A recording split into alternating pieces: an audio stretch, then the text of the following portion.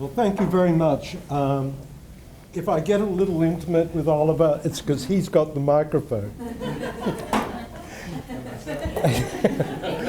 No, look, don't distract me, okay? They're going to get it on film. They already have. Anyway, I want to say a few words about probable utility of cross-sectional testing. And up front, I'll say I may be a little facetious along the way, but I really do think this is an extremely important area. And the reason is that it has so many critical applications, particularly, I think, for population surveys such as in the US, where CDC estimates the famous 56,000 new infections a year based from a cross-sectional survey and a single BD assay. And as I hope Oliver will demonstrate, that assay probably overestimates HIV incidence. And then there have been lots of applications of cross-sectional testing in the developing world, mainly through demographic and health surveys. One I know most about is in Uganda, where they most definitely overestimated incidence using a single BD assay. But other, why are these cross-sectional surveys so important? Well, they give us this estimate of incidence in approximately real time. We can see the current state of the epidemic, whereas in the past we have been stuck with prevalence that could reflect where the epidemic was a decade before. We can identify key populations for interventions, and if we do repeat surveys, we can look at trends. So it's very important. There are a few randomized trials where these methods might be appropriate, particularly Project Accept, and I'm sure that Oliver's going to say more about that. I'm not going to say much more, except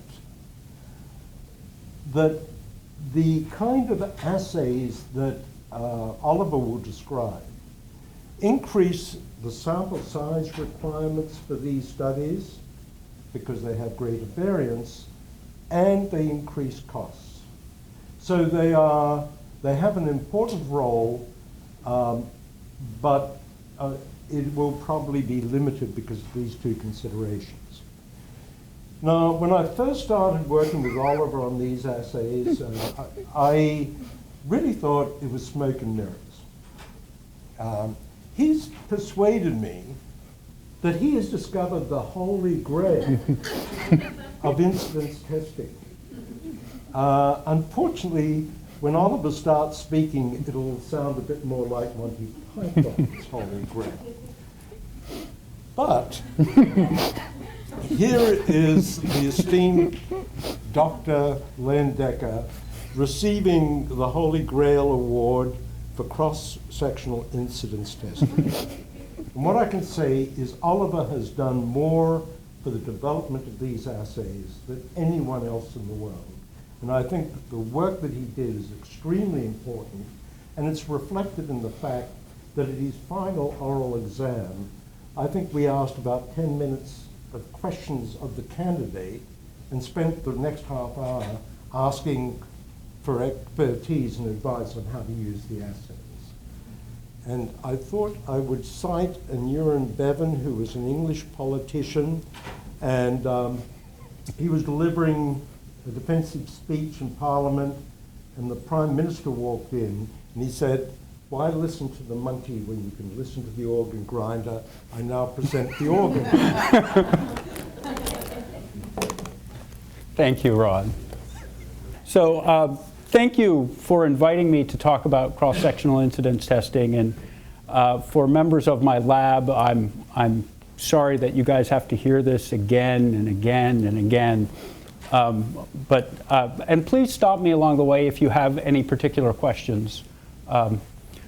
So I'm going to speak to you today about cross-sectional incidence testing, and I'm going to start with acknowledgements because this has not just been my work. There's been a tremendous amount of people who've helped me in this investigation. Ron Brookmeyer and Susan Eshelman in particular, with whom we have an R01 on this particular topic. Also, Jacob Kornikoff, who is Ron Brookmeyer's PhD student, Matt Cousins, who's here in the audience, who's Sue Eshelman's PhD student. I actually had the honor of being the chair of Matt's thesis committee at the same time I was doing my own PhD. And then Mikhail Kulich and Deborah Nanell, who've been very helpful. I can't say that I truly understand all the statistics that are underpin all of this, but I will try my best to present their work. And also, very much so, thank all the investigators who so kindly allowed me to test their samples, because that's been very key to this investigation. So why do we care about HIV incidence? Well, we want to know what are the number of new infections in a population, like the mysterious 56,000 new infections in the United States, which seem to be pretty solid since 1993. We want to characterize the epidemic in the population, look at what the changes over time, identify important subpopulations who are at high risk of getting infection, and also do we have enough, is the incidence high enough in a particular population to actually have an intervention trial, or will it be futile to actually carry out an intervention trial because your incidence isn't high enough? So how can you do this? This is actually a good reason to use cross-sectional incidence testing. Now, more and more importantly, determine the impact of programs and on a population level. So is PEPFAR lowering HIV incidence? And incidence is certainly the primary endpoint for intervention trials like vaccine, circumcision, PrEP, microbicide interventions. And what has been my nightmare work, well, raison d'etre for the last couple years, is providing a primary endpoint for HPTN 043, otherwise known as Project Accept. So, where can a cross-sectional incidence, an accurate cross-sectional incidence assay be advantageous? Unless you already happen to be sitting on the Rakai cohort, and it can tell you, it can answer the question which you want to answer with your intervention, establishing and maintaining a longitudinal cohort can be a very expensive process.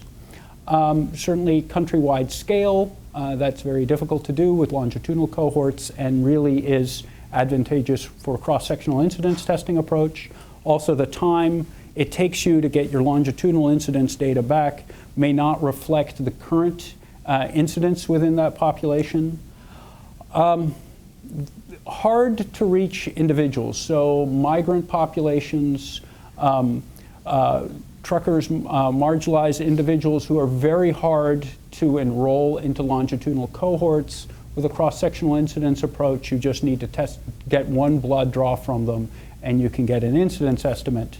And then you have modification of risk behavior once you have individuals who are enrolled in a longitudinal trial. So you have to provide risk reduction counseling, and that can lower your incidence. And also people can change their behavior if they believe they're being observed. So sometimes this can affect your incidence, and sometimes it doesn't matter so much. So what is cross-sectional incidence testing? Well, it's a magical means, actually not magical, it's a laboratory means of reliably discriminating recent and non-recent infection. And so what defines recent and non-recent infection will be really the balance of my talk, and how you do this with laboratory testing approach will also be what the remainder of my talk is about, and how do you prove that it actually worked. So from a fundamental equation in epidemiology, prevalence equals incidence times mean duration. And so we're actually going to use this equation but solve for incidence. So here incidence equals the prevalence of individuals who are recently infected, which are here in the red box. So they're positive by our incidence testing algorithm. We divide by the number of negative individuals in that population which you're screening, which also represents our at-risk population. And you also divide by what this mean window period is. And that is the average duration that an individual is positive for this particular marker. So for a mean window period, again, it's the average duration that a person is classified as positive by that incidence testing algorithm. Bigger is better. You want to capture, so your precision about your incidence estimate is really determined by the number of these individuals who you identify. But if it's too big, that's also not good. You want your window period to, if you're interested in what was your annual incidence, you don't want that great number of individuals who are positive by your incidence assay to have been infected for more than a year or two. Because if a larger fraction of these individuals who've been infected for a long time turn up positive, you're really going to significantly bias your incidence estimate. This is really the key problem of what that BED assay was. You had a large number of individuals who were positive for a long amount of time, and so the incidence estimates based on that assay were always 2, 3, 4, 5 times higher than what the true incidence was. Why is a bigger window better? So here I can take that equation and I actually have, if I can fix my incidence, and I fix the number of recently infected individuals, here it's 10, I can then vary what that window period will be and solve for the number of uninfected, for how many people do I need to screen to find these 10 people. So if you're using acute testing, here's 21 days, you see that if I have an incidence of 1%, I'm going to need to screen about 16,000 people to find those 10. And that really drops to about 3,000 if I'm using this 141-day window period. So this is where a bigger window period is better, because if I go to David and say, hey, David, I need you to screen, go find me 16,000 IV drug users, yeah, that's not going to go over very well.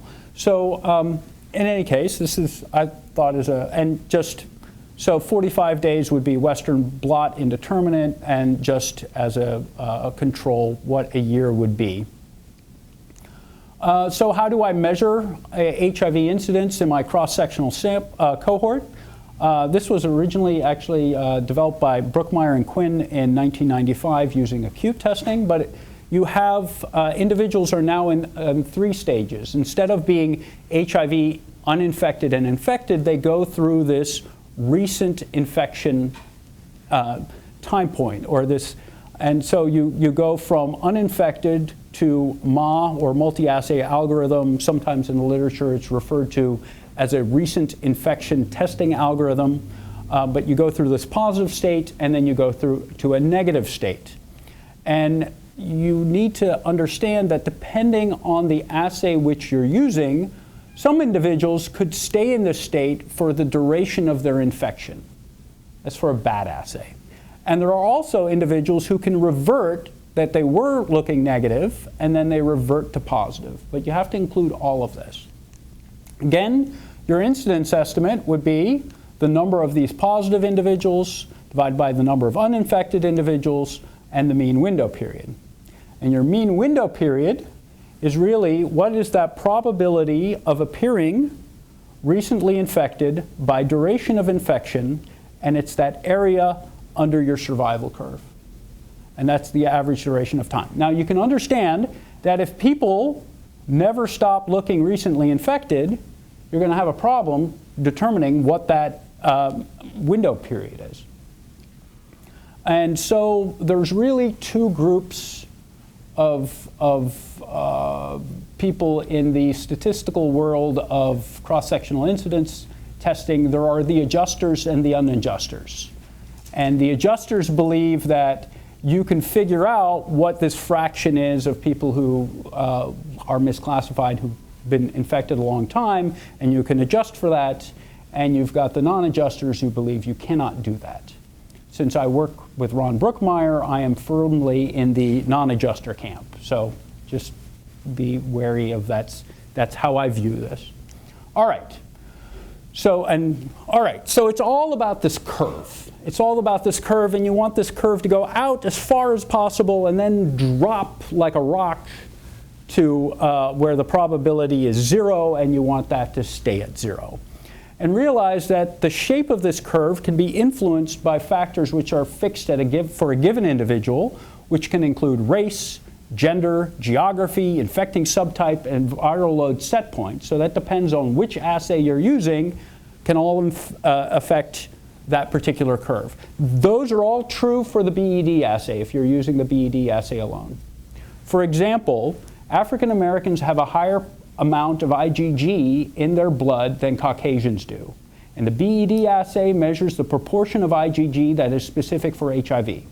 So African Americans always will have a lower BED value in general than Caucasians do because they have a higher amount of IgG which is not HIV specific. But let's get more crazy. There are more, so you do then also have factors which are time varying for a given individual, and those include AIDS, heart, and viral breakthrough. And then you have factors which are determined within your population, which influence the numbers of these confounders which you have in a given population. So the duration of the epidemic determines how many people have AIDS and would need heart. Access to heart certainly influences those. Actually, duration of the epidemic is also selects for individuals with low viral loads because they live. And then what I'll present today is that the current state of the epidemic will also influence these individual level factors, because that really determines the density of sampling along this duration of infection. And so that is actually the nail of death for any of the adjusters. Because what you then need to do is you need to know the incidence within the population which you're testing to determine how much you need to adjust, which gets you in a wonderful circle. All right. So again, all of these factors influence the shape of this curve. And your best curve is the one that goes out, goes to 0, stays at 0, and is minimally influenced by all of these factors. So how do we determine how that shape of that curve works? Well, you need lots of samples. And I've been very blessed that lots of people have been willing to give their samples to me to test. And so we've tested more than 13,000 samples from individuals with known duration of infection, including more than 2,300 seroconverters, of more than 900 individuals who contribute multiple samples within the first year of infection, and more than 6,600 samples from individuals who we know have been infected at least 2 years. For the cross-sectional incidence testing world, this has always been underreported and understudied. So finally, they're doing a lot of work in terms of determining, they're actually called now false recent rate studies, where they go into particular populations and test thousands of people who they know have been infected 2+ years to see what's the frequency that these particular assays are positive within that given population. So with samples from HivNet 001, the MAX, and the ALIVE cohort, we had more than 700 individuals who we knew were infected, knew their seroconversion date, who contributed more than 1,700 samples, and we developed a multi-assay algorithm for a Clade B setting. So in our algorithm, samples first need to be tested by the CD4 assay. This is generally this has to be done on live samples, which is why it has to go first. I don't like it. It's an expensive test. It becomes logistically a problem to make sure that you're testing samples on live cells as opposed to testing samples which you can collect and freeze. And you can also not do CD4 testing on blood spots, so that's irritating, but it has to go first. We then test our samples with the BED capture EIA. That determines the proportion of IgG that is specific for actually a small immunodominant region of GP41. This assay is specifically developed for this purpose. It's also cheaper than the avidity assay, so it goes next. We use a higher cutoff than what people normally use if you use the assay individually. This is to capture more recently infected individuals. Because we use multiple assays in combination, we really gain a great deal of specificity. But here we want to work on capturing as many as possible. So anybody who's got a high CD4 count, a low proportion of IgG that's HIV specific, is tested by a biorad avidity assay. This is actually an off-label use of a biorad ELISA. We're adding diethylamine as a cheiotropic agent to interfere with the binding of the antibody. Those with low antibody avidity are further tested with a viral load assay. If they have circulating, if they're detectable by the viral load assay, we consider you positive for this algorithm. So if you make it through this algorithm, we determine that individuals on average are positive for this algorithm for an average of 141 days, and this was our confidence interval for that estimate. We also had a confirmation data set of 500 samples from individuals infected 8 to 22 years, and none of them were positive for this algorithm. So then we also looked at, okay, that was seriously me drawing a line in the sand saying, I think this ought to work. And so then Ron determined, yes, it did work, but he said, well, wait a second, can we maximize this algorithm? That's great that you decided to use those cut points. So Ron Brookmeyer then looked at more than 11,340 different algorithms, looking at different cut points of BED, avidity, with and without CD4, and determined that if you used a higher cutoff of a BED of 1.6 and avidity of 90% with the CD4 and viral load, you actually got a window period of 159 days. Your probability curve still went to 0, and none of those samples from the 500 individuals infected more than 8 years were positive. We also tried one to say, okay, can we get rid of that CD4 assay so we can do this on stored samples? Yes, you can. You tighten up on your avidity. This decreases your window period to 101 days. And then just for comparison's sake, here is your BED assay. So with the BED assay, at no point was less than 10% of the samples appeared recently infected by this assay, even after 6-7 years of infection. This was what Matt's thesis was on. He was working on, okay, let's see if we can use viral diversity as a marker of new infection. Viral diversity generally increases with time. So this would be a lot more logistically intensive than just plain serologic assays, because you need to isolate the virus, do a PCR, and then at least instead of sequencing, you perform melting analysis on your PCR products. And so for that, you need a really cool high-resolution melting device, which in the realm of lab toys, this is not that expensive. This is about a $12,000 piece of equipment. But what it does is you can measure how much your fluorescence is decreasing, and you can identify where your DNA starts melting, when it's fully melted, and determine the breadth of that temperature difference, which is directly related to viral diversity. Actually, Matt did a beautiful sets of experiments determining, because there's multiple ways where you can look at viral diversity, and the melting curve analysis actually captures all of those methods of viral diversity. And so the nice thing about it is you can put it at the end. So this is your most expensive labor-intensive assay, and we can start off with a BED screen, then do avidity with the viral load, and then put your high-resolution melting at the end. And the window period for this was 158 days, essentially exactly the same as if you had the CD4 in the front, which is wonderful news because you can do this on stored samples. All right. Now, does cross-sectional incidence testing work? Well, to determine that, you need to compare it against known incidence, which you need from a longitudinal cohort. There are some people in cross-sectional incidence testing world who still don't get this. All right. And what you have to do is you test the samples at the end of your cohort. You can then compare it to what was the incidence that you saw before it. A cross-sectional incidence assay tells you who had been recently infected. It does not predict what your incidence will be. When you're reading papers about cross-sectional incidence testing, keep that in mind because there are some people who just don't get that. All right. So again, you compare the incidence at the end of your longitudinal cohort and compare that to what was observed.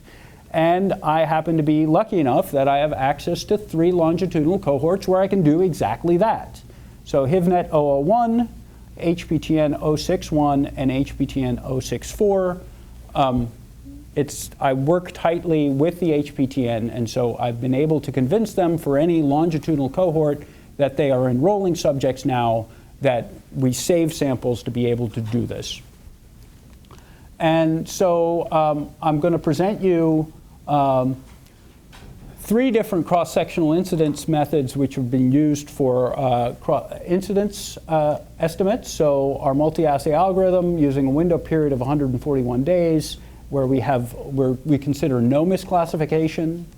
The BED capture EIA alone with the 162 window period, which was described by Bharat Parekh in his 2011 paper using a 5% false recent rate. The bioradiovidity alone with a window period of 239 days. Oops, and I didn't paste the confidence interval. Sorry about that. Using 1% misclassification. So here is HPTN 064. These were women who were considered at high risk in the United States based on the zip code which they were living in. There were not, the incidence here based on follow-up was 0.25. Using our multi-assay algorithm, we were very similar. BED was a bit higher. There weren't a lot of people here, and avidity was a bit lower. But this wasn't really that exciting. HivNet 001 had a lot more people in it. Incidence based on longitudinal was a hair above 1%. Using our multi-assay algorithm, we were a hair below 1%. The BED was 1.8%, and the avidity was lower. This is a recent study, HPTN 061. These were African American MSM here in the United States. The incidence based on follow-up was 3%. We were, I think, just below 4% using our multi-assay algorithm. BED was at a horrific, 14%, and the avidity assay was a bit lower at 2%. This is far closer to what I think you will certainly, actually, Jackie, what you will encounter in inner city Baltimore. There was a good proportion of these individuals who were on HAART. There were a good number of people who were on HAART who said, I don't know that I'm infected, but we're on HAART and we're virally suppressed. This is really where the wheels fall off the cart for using the BED assay alone. We also, I've been doing one slide which I didn't add, but I wanted to, was we looked at the alive cohort and looked at the incidence at enrollment and looked compared to follow-up. The incidence at enrollment in 1988 using our multi-assay algorithm was close to 18%. From enrollment to first follow-up was 5%. They had an amazing, I mean, these are IDUs in inner city Baltimore. The amount of people who were lost to follow-up was huge between enrollment and first follow-up. I think while other surveys, like actually 061, there wasn't a difference between incidence at enrollment versus follow-up. So again, it depends on which population it is, what is your loss to follow-up, how much are you affected by that. if you're saying, is your incidence based on follow-up truly what's represented in your population, can be problematic depending on what population you're looking at. All right, so let's also further apply this. And here is the Hopkins Emergency Department Sero-survey. So with Gabe Kellen from the Emergency Department, every couple of years or so, our lab gets all the extra blood from the Emergency Department to do sero-surveys and do these investigations. I'm presenting data on 3 sero-surveys from 2001, where there were data on 1,500 subjects, 2003, where we had 2,500, and 2007, where we had close to 4,500 subjects. We have HIV serologic data, viral load data. In 2007, we actually have antiretroviral data on all the HIV positives, and we could run the BED and that avidity assay. So what I'm going to be using here is, again, we have an algorithm which doesn't require the CD4 test. We have a window period of 101 days. Actually, this is not in press, but it was published. And so that was a 101-day window period.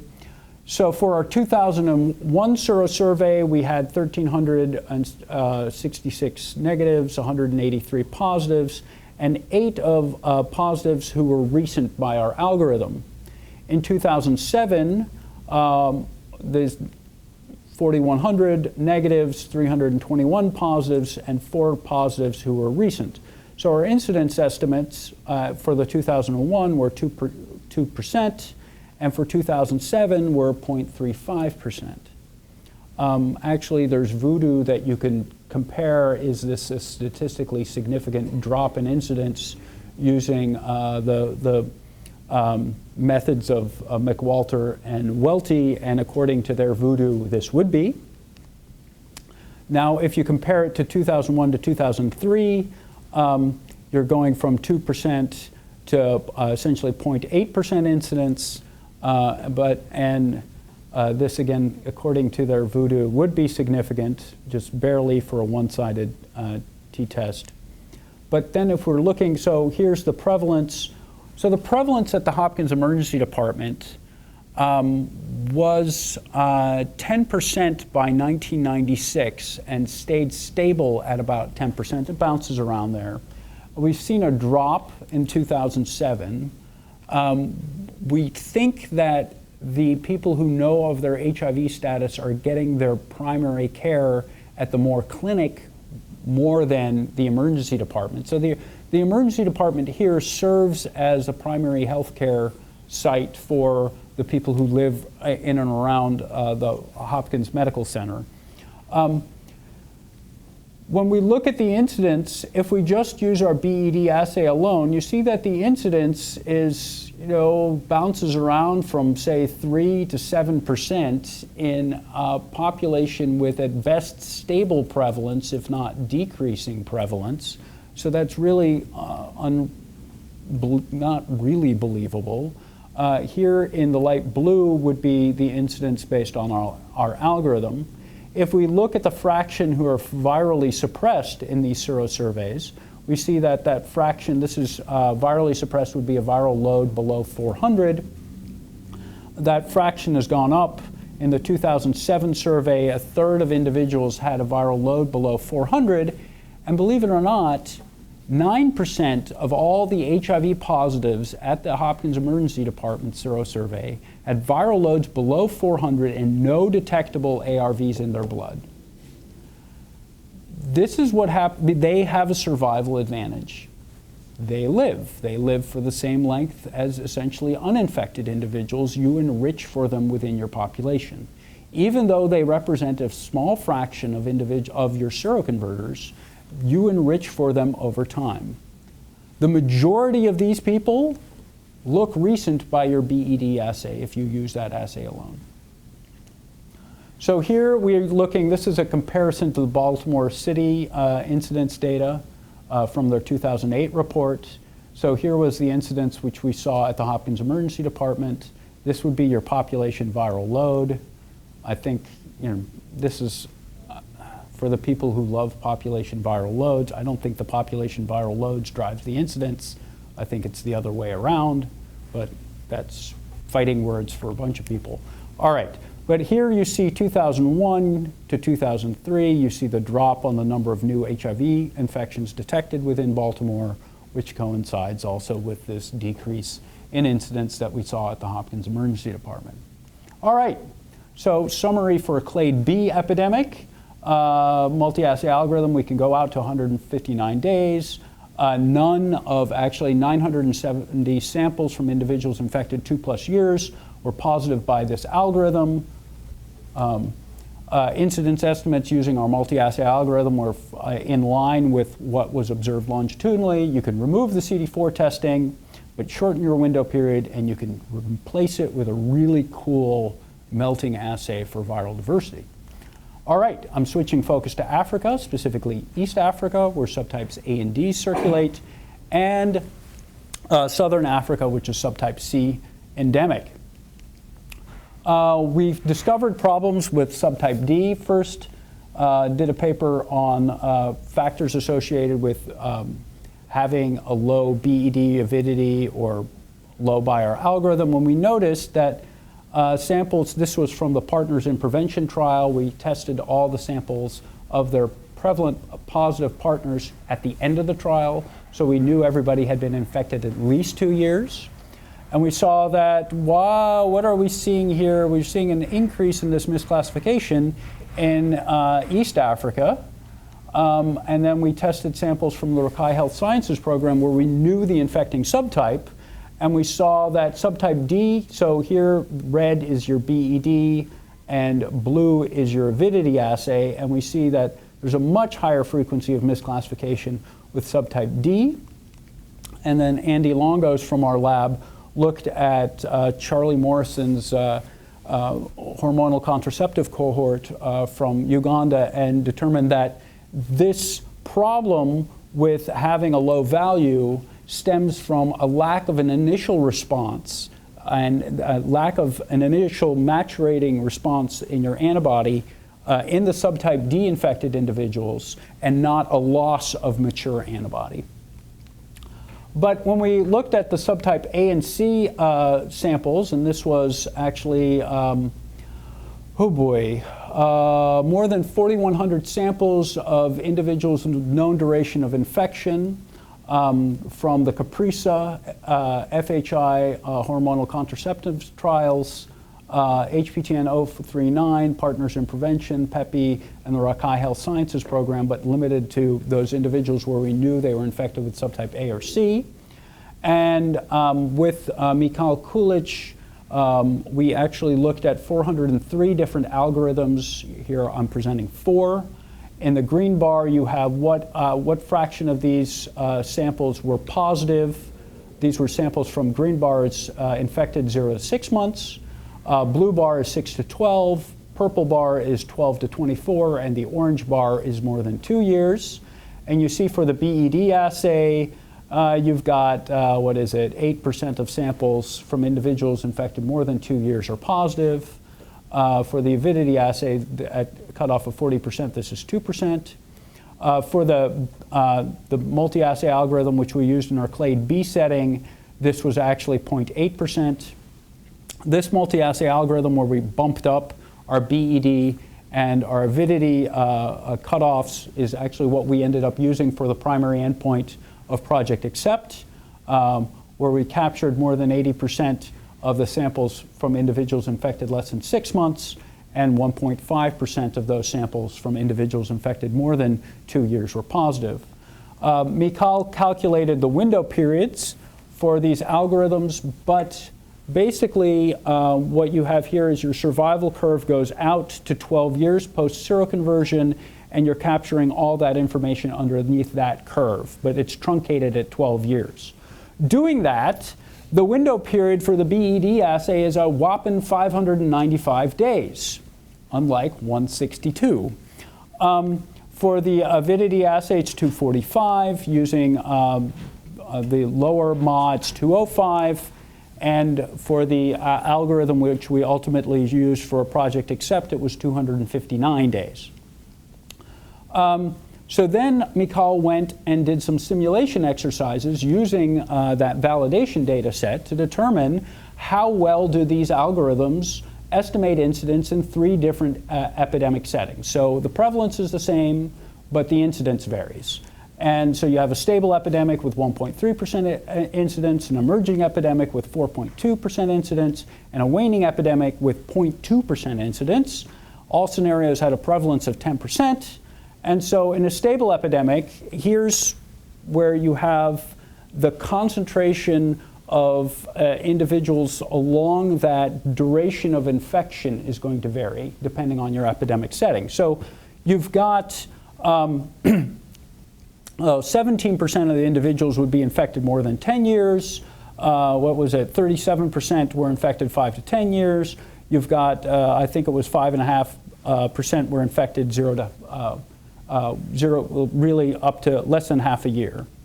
In the emerging epidemic, you see that distribution is shifted to your left, where now almost nobody is infected more than 5 years, and you have, 17% were infected less than half a year.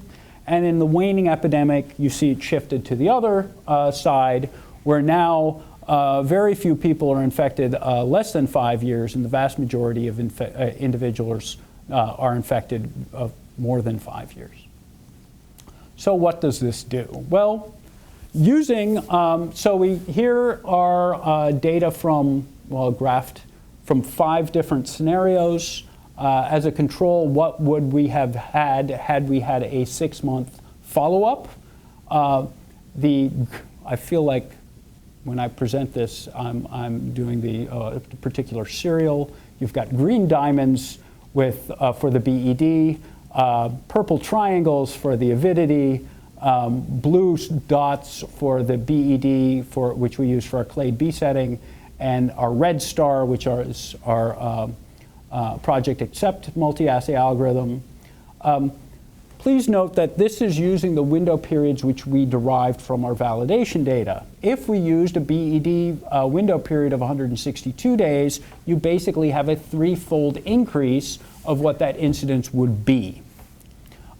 Here we have in an emerging epidemic scenario, and you see that BED and the avidity assay alone underestimate incidence, with our multi-assay algorithms capturing what the incidence estimate would be. The dotted line would refer, this is the 1.3, this is the 4.2, and here's our waning epidemic scenario again, where we have BED overestimating incidence and our multi-assay algorithms correctly estimating incidence. Again, if you use the 162-day window period, you basically multiply the BED estimates by 3. He then did simulations to determine would we have enough power to determine a 35% decrease in incidence in Project Accept. And in the stable and emerging epidemic scenarios, we had much more than 80% power. We had less in the waning epidemic scenario. But Project Accept had a 14% decrease in incidence. So here there were a total of more than 54,000 individuals who were bled. 7,600 of them were HIV positive. Of those, 445 were recent by our algorithm. And so we also wanted to do a sensitivity analysis where we used more and more stringent algorithms with smaller and smaller window periods, where the proportion of individuals who were long-term infected decreases. And we saw that that intervention effect of 14% was rock solid stable. So unfortunately, I think that the intervention was a lot less effective than we had hoped. So in the summary for Clade A and C epidemics, our multi-assay algorithm, which we used for HPTN 043, had a window period of 259 days. Using that algorithm, less than 2% of samples from individuals infected 2 or more years were classified positive, We also did so in each one of those different epidemic scenarios, that fraction actually held true, which is of note, because when you use the individual assays by themselves, that fraction of individuals who are classified positive starts to vary a great deal. So in the simulation exercises, we could accurately estimate incidence in stable, expanding, and waning epidemics, and we would have had greater than 80% power to detect a 35% decrease in incidence, but there was only a 14% reduction in incidence. These are the other groups who are really working on cross-sectional incidence testing. So the CDC actually develops a lot of these assays. The Gates Foundation provided funding for the consortium for the evaluation and performance of HIV incidence testing. They have a nice website with lots of ideas. They've also collected a lot of samples with high volumes for determining use to send to developers of these assays to determine if it works. And then this is the link to the technical working group for HIV cross-sectional incidence assays. I work with all three of these groups, so if you have any particular questions, I'm happy to answer. I presented data on the BED assay and the bioradiovidity assay, and also a little bit of high-resolution melting. These are other particular cross-sectional incidence assays. I think right now the lag assay is getting a lot of press with actually remarkably little data. And then there's a bunch of other sequence-based, actually there's also, instead of melting, there's reannealing, and there's also some other really cool new assays coming down the pike. So does cross-sectional incidence testing solve all your surveillance problems? Well, the answer is no. And so there's a question of like which assay, depending on what your question is, you know, longitudinal cohort or cross-sectional survey may be your best approach, but it's not a one-size-fits-all thing. Also, sample sizes get to be bigger with cross-sectional surveys. So here, this is a nice bit of modeling. So if you have two surveys of 10,000, and this includes all your positives and negatives, and your first incidence in your first population was 4%, and this one was 2%, this is your window period. This is false recent, and so I'd rather that you just stay at 0. But this is the probability of accurately inferring a decrease in incidence. And so really, you need to be at these bigger window periods to actually reliably determine that you had a change of incidence when you actually had one. This is also what's your variation about that point estimate of incidence if you had 2% per year. And here again, you're varying this window period. And again, I want you to stay at 0. I think overall, the people who are working on cross-sectional incidence testing have really come to the agreement that you really need to have this misclassification approach 0. That is really where you need to be. It's not, it used to be, can we get below 5%? Now it's really, you need to be below 1%. I feel that the field is really moving there. Here, all right, so this is how many people do you need to test to see a 50% drop in incidence? And so in your easiest setting, you have low prevalence and high incidence, and here your window period varies from 200 days to 100 days, and you see if you have 0% misclassification, you really need 4,000 people in each arm. Or you can do your first you can do a population, you do your baseline survey, determine your incidence, do your intervention on that population, then come back and test them again. If you have 20% prevalence and low incidence, you see that the scale becomes just almost meaningless, particularly when you start having low window periods and high frequencies of misclassification. This is a slide which I'm pretty sure Ron would like me to add, so I did.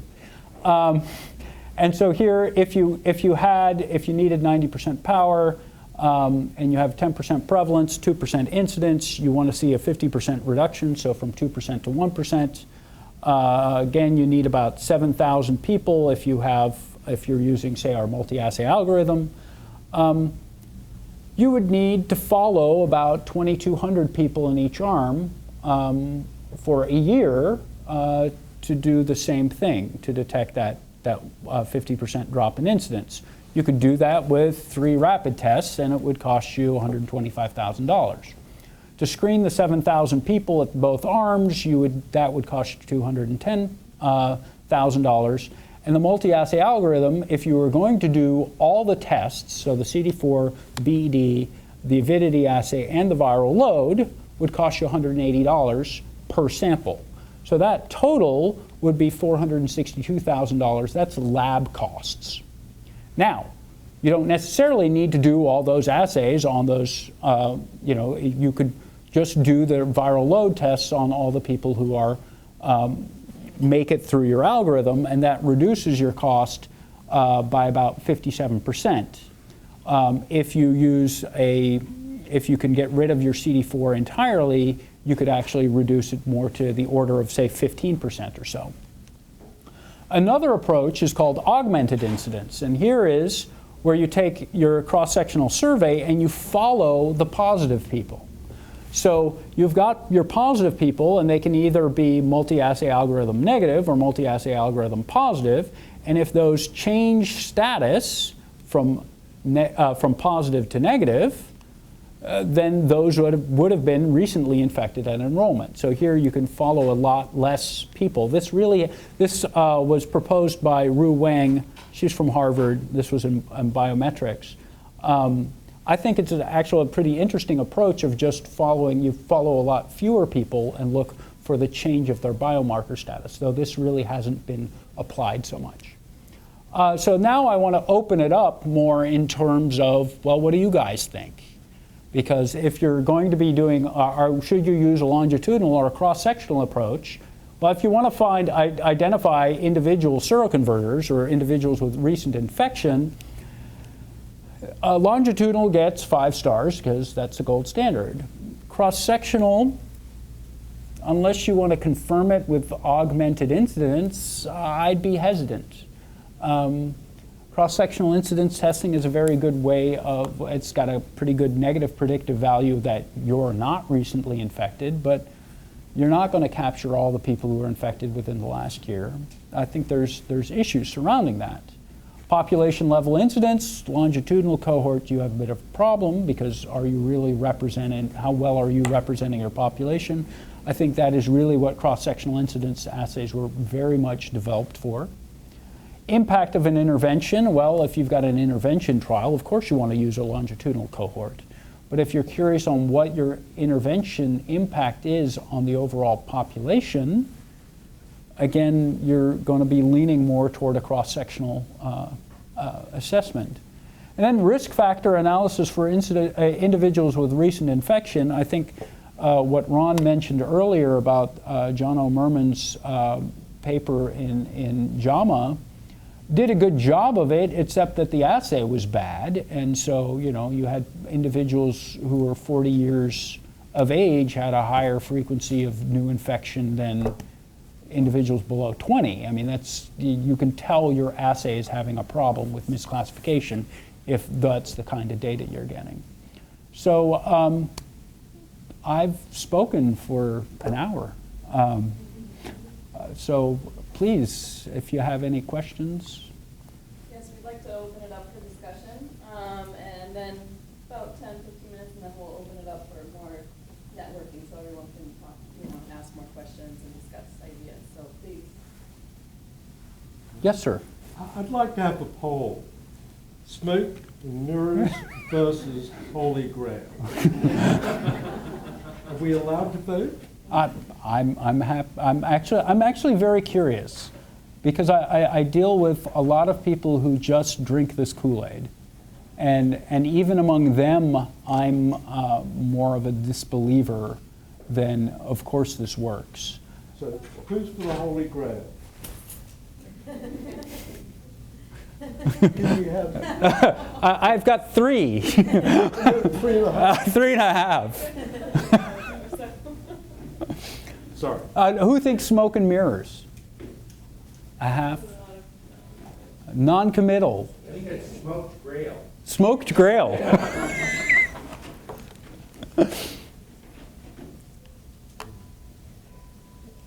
Can I ask a question? Absolutely. Okay, how do I decide which algorithm and what cut points are appropriate in the given context?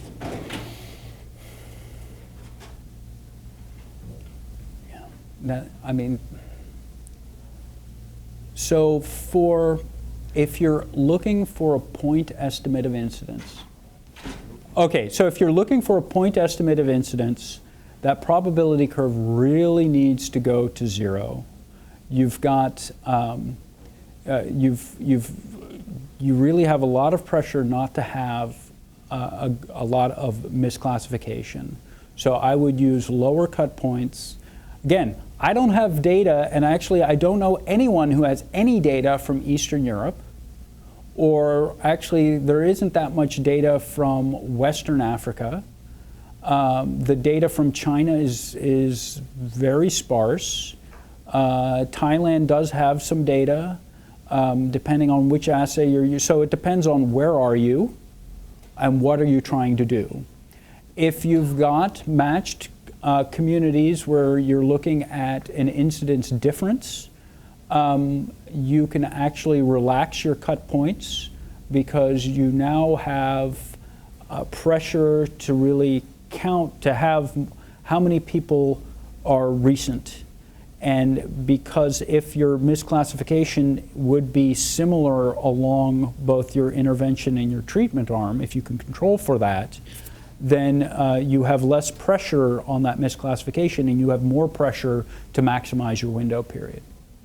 So unfortunately, that still involves a lot of hand waving on my part and also a lot of questions from me to you on what exactly are you trying to do and where are you trying to do it. I'm relieved we work in the subtype D epidemic because I don't have to think Right, about you don't have to think about it. That's true. Part of my irony is that I cannot provide my thesis advisor with something that will work for his cohort. Yes, sir. So it strikes me that the real holy grail would be to come up with a combination of tests that fit into clinical care so that after the screening test occurs and over that first 3 to 6 months of care, several other follow-up tests would be done and paid for by the medical care system to treat the patient. And then with that information, we would get a good estimate of what's going on in the population. And to that end, there are a number of investigators who think about, so when, at least in Western European settings, where individuals who are first identified as positive are getting sequence data for their drug-resistant, do you have drug-resistant virus, you can take the data from that, which helps you determine are you a recently infected individual.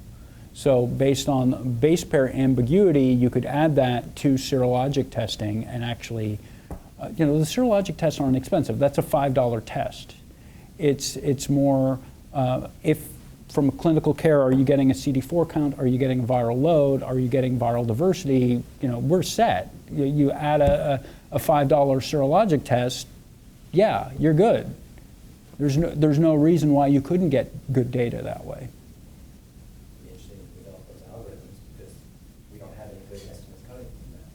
Well, I'll tell you that the CDC is taking all their 2011 data, all those samples, and retesting them. So they have CD4 and viral load on all those samples. They tested them all by BED, and they excluded individuals who had a CD4 count below 200. They did not exclude individuals who had an undetectable viral load. They are going to retest them all using the lag assay and the bioreactivity assay. So I know that's coming down the pike. I'm very curious in what is going to happen to our national estimates of numbers of new infections per year.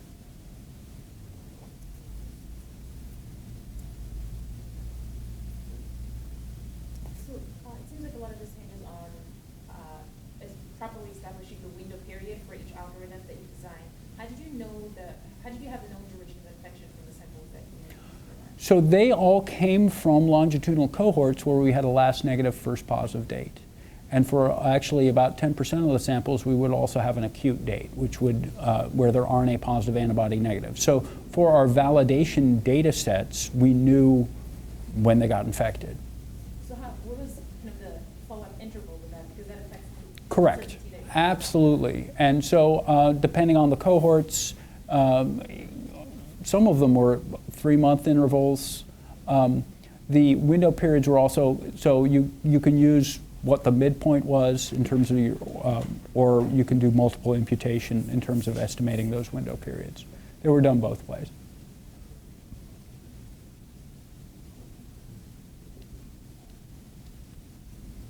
David gone?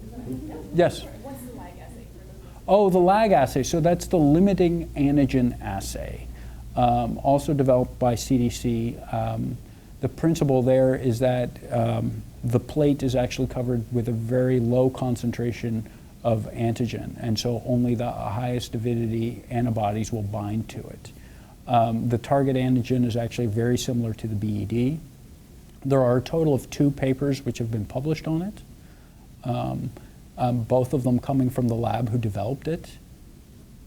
And yet the head of the CDC said at CROI, CDC has a new assay which can accurately estimate incidence in populations. And also the Secretary of HHS made a public statement that the lag assay will now be an accurate assay with method for estimating incidence. So there's amazingly little data published on that assay. Yes. So, thank you, Albert. That was a lovely talk. It was lovely to sort of see the result. I didn't this year at CROI. So, as you know, I've been working for a while in Baltimore to identify venues in Baltimore City where we think there are ongoing epidemics of HIV. And these are, it's also sort of sites that the NHBS goes to identify in different cycles where what the prevalence of HIV is. And we have sites that have variability from 0 identified HIV infections or 0% prevalence to 25% prevalence with an overall of 3%. Moving into the idea of targeted control strategies, what we'd love to be able to identify is those venues, right, that actually represent incident infection venues, and then apply targeted control strategies and later on down the road to see whether they actually worked. Right. So I guess I'm still struggling a little bit with the sample sizes, and this is following up on a conversation that you and Sue and I had some time ago. When I look at your sample sizes from the ED, 183 positives in 2001, Right. 21 in But those sample sizes, that includes your negatives. So that was just your positives. So it was 183 positives and like 1,500 negatives, yeah. Right. But you're just testing your positives. With the incidence assay. value. Right, but you have to know your negatives to estimate your incidence. Yeah. So if you're going to those sites, Yeah. if you're, Repeatedly, and yeah. I mean, there's 183 and 321 that doesn't bother you. that doesn't bother me. Right. So, I mean, that was more to show, look, we actually used it, it worked. I mean, the sample, in terms of the power to determine the difference, that's another thing. But, if you're talking, Incident venues versus non-incident venues. I thought that was a pretty good demonstration that you can do it using, sizes which don't frighten you completely. And the cost, so you mentioned that the cost is 180 per subject. So that includes, so assuming a BED assay is about $5, an avidity assay is about $15, a viral load is 100, 110, and a CD4 test is what, 50 something? So that's really where you get to those costs. Testing, it's not sort of the transport of the specimens, which Nope. you have to Nope. make sure they arrive on. Yes, and the processing and the tech time for all that type of stuff. I mean, that includes about what the tech time is for those particular. That testing includes the tech time for those assays.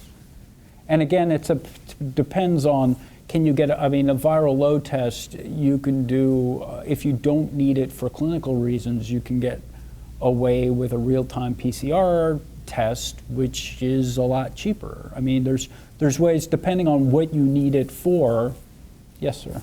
Might PIMA, point of care CD4 assays, allow you to have a cheaper, quicker Yes. algorithm? Absolutely. Because it costs about $11 per test. Right.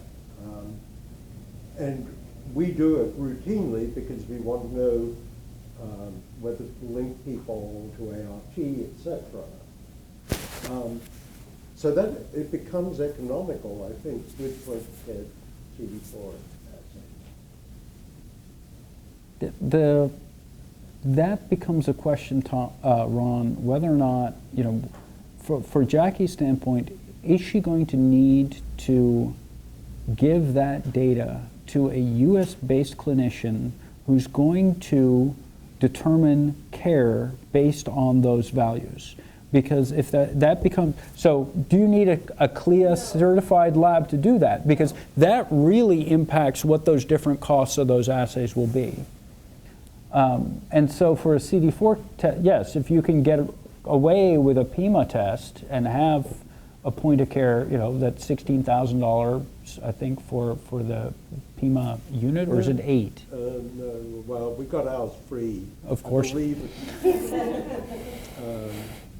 I don't remember. But there's something in that order, and then, so it depends. It depends, again, on what you need it for. That you just need it for epidemiological studies makes a world of difference in terms of what that net cost is going to be lab-wise. I would argue, though, that the PIMA has been pretty well evaluated relative to conventional facts, and it's good enough for clinical decision-making. Ain't perfect. All right, well, we'd like to end the formal discussion, but we want you to continue, you know, feel free to ask more questions and enjoy some cookies in the meantime as well. Good job, Oliver. Thank you.